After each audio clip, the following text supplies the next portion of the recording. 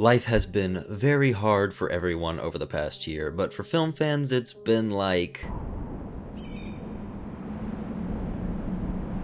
just just nothing. But this was okay because the man himself, Chris Nolan, set out to release his new film Tenet with the intention of restoring the entire film industry, bringing theaters back to their former glory, and giving other studios the confidence to start releasing their films in theaters again. And it made no money. And this is where I started to get a little worried, because studios realized if Christopher Nolan, the man, can't save movies, then who can? It seemed like all hope was lost, and as new reports came out about theaters getting ready to shut down, boom.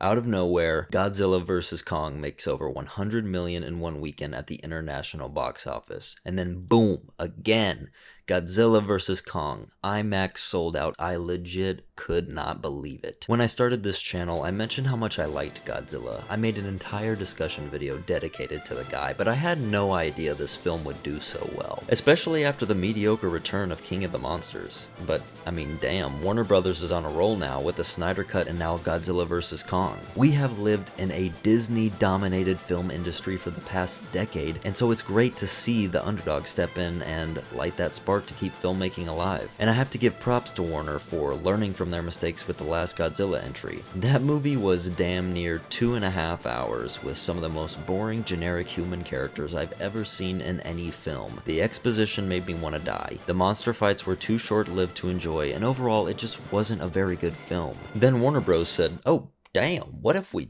just made a 2.5 hour Godzilla vs. Kong movie, but we just cut out all the boring stuff?" And boom, they did just that actually. Gracefully, Godzilla vs. Kong lands at just under 2 hours. Sure, a lot of the human characters have returned from King of the Monsters, but you're more likely to actually find them doing stuff as opposed to spouting random plot points to make sense out of the film. Now you might ask, Jakey, since they're not trying to make sense out of the film, does the film make any sense? And no, it doesn't. However, this movie is also called Godzilla vs. Kong. The two characters with the biggest arcs in this movie are, you guessed it, Godzilla and Kong. They both have very strong motivations for what they're doing. Kong is with the humans trying to learn about his past, while Godzilla is on a hunt for something he knows will become a much greater threat. And I found myself getting invested in their journeys, which is why I enjoyed this movie so much. I love long movies, but if someone came up to me and told me this film was going to be longer than the Snyder Cut, I would have been very worried. The best Godzilla films are short and to the point. Godzilla 1954, Mothra vs. Godzilla, Godzilla vs. Destroya, Invasion of Astro Monster. None of these films come even close to hitting 2 hours, because Japanese people know that no one gives a rat's ass about stupid, boring science people, and they just want to see big monsters hit each other with a caveman axe. Godzilla vs. Kong absolutely has the spirit of a classic Showa-era Godzilla film, which is probably the highest praise I could give the movie. Just like the Showa-era films, Godzilla vs. Kong does not care about rules. There are flying cars, simulated worlds, crazy advanced technology. Nothing really seems to make sense. All that does make sense is that this movie is called Godzilla vs. Kong, and in this film, Godzilla faces off against Kong. There are surprises along the way, one being an actual definitive winner between the two monsters, and let me tell ya, it wasn't who I actually expected to win. Godzilla is an overpowering bully that is out to get Kong. Whenever these two go face to face, it's usually Godzilla being the aggressor and Kong running for his life. There's even a point in the film where Kong just has this look on his face after fighting Godzilla like, wow,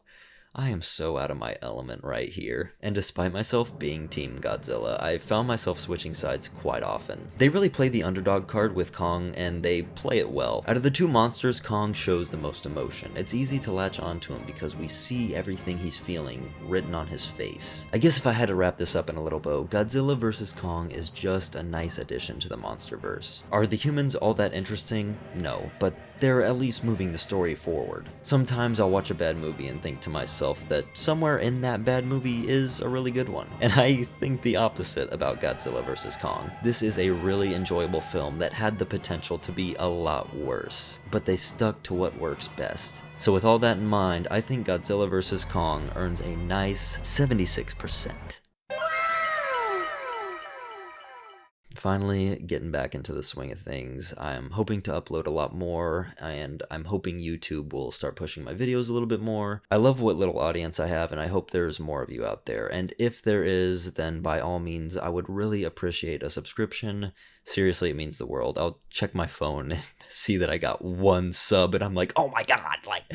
But I also want y'all's opinion on these review style videos. For my video game videos, I really like the animated version of me. Do you guys prefer that with the movie reviews, or do you like live action me? Let me know in the comments below. Let me know what you thought of the movie, if you liked it, if you disliked it. And yeah, I think that'll be it. Thank you guys for watching as always, and I will see y'all later.